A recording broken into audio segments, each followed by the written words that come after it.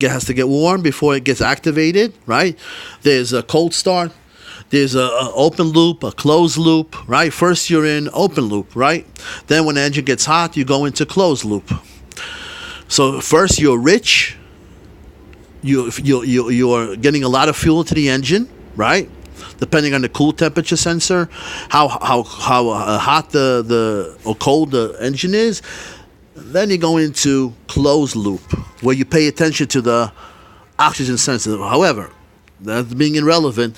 Let's go over here, an input, and then these will be your outputs. In other words, this is giving the information to this of the oxygen sensor. Please subscribe to my channel, Automotive Electronic Schematics by Joseph. You'll see many, many schematics about diagnostics. And remember, the key to interpreting, to reading schematics is, if I'm dealing with one thing, one issue, I go find that component, that symbol related to that issue. If I'm looking for a fuse that's going to a relay, now you can look at the hood, go to the fuse box, and it'll tell you which relay or which fuse has to do with the fuel pump, right? Correct?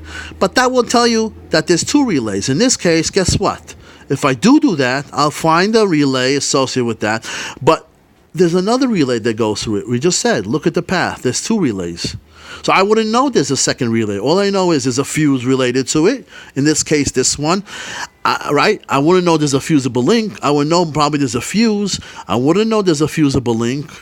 Right? I would know there's a relay. It'll tell me on the cover of the fuse box, but it wouldn't tell me that there's another relay unless I look at the schematic. That's why it's important to get the schematic to cut down the troubleshooting time and to give you a hint where to start. But you have to know to backtrack how components work and put everything together. It's very difficult. Lexus are difficult schematics. Very, very difficult. Very difficult. As so is Camrys and Toyotas. That's why they work great.